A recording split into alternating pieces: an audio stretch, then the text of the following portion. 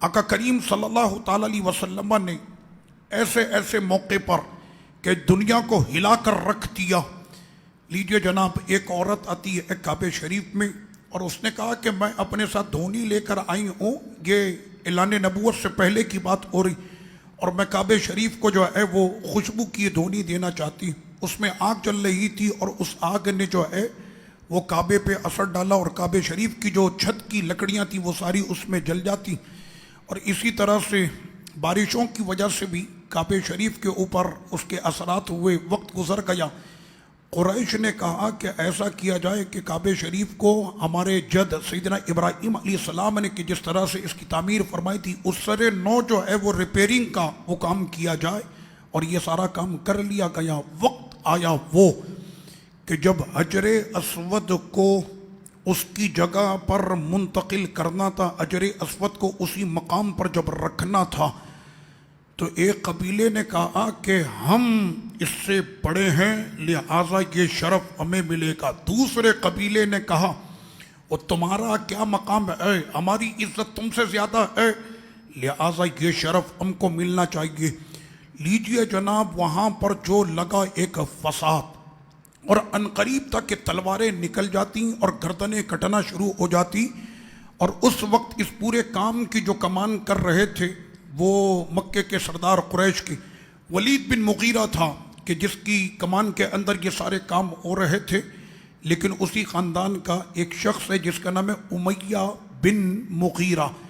اس نے جب دیکھا کہ تلواریں نکلنے والی ہیں اور خون کی ندیاں حرم کے اندر بہنے والی ہیں، اس نے ایسے وقت میں کیا کیا، کہنے لگا کہ ایسا کرو کہ کل صبح سب سے پہلے جو حرم کے اندر داخل ہوگا یہ کام وہی کرے گا.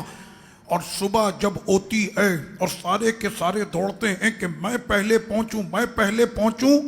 جب یہ سارے قبیلوں کے بڑے بڑے سردار پہنچتے حرم میں، دیکھا کہ نبیوں کے سردار پہلے سے وہاں پہ جلوہ گر تھے.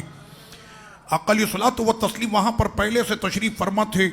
اور سرور کونین صلی اللہ علیہ وسلم کو دیکھتے ہی حضور کے چہرے کی ایک مسکراہٹ ایسی ہوتی تھی کہ دلوں میں لگی ہوئی آگ جو ہے وہ برف سے زیادہ ٹھنڈی ہو جاتی.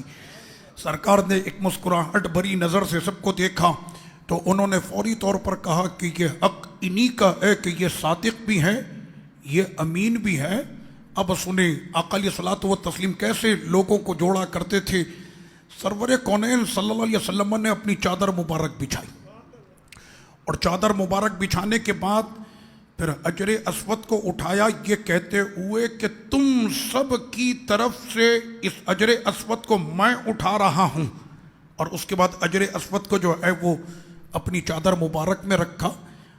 اب آپ لوگ اپنے اپنے قبیلے کا ایک سردار منتخب کر لیں جو آپ کے قبیلے کی نمائندگی کرے گا. سردار منتخب کریں. فلاں نے کہا کہ میرا نمائندہ یہ، ہمارے قبیلے کا نمائندہ یہ، ہمارے قبیلے کا نمائندہ یہ ہے. اور چاروں طرف سے قبیلوں کے سرداروں نے آ کر اس چادر مبارک کو اٹھایا، حجر اسود کے مقام پر پہنچے.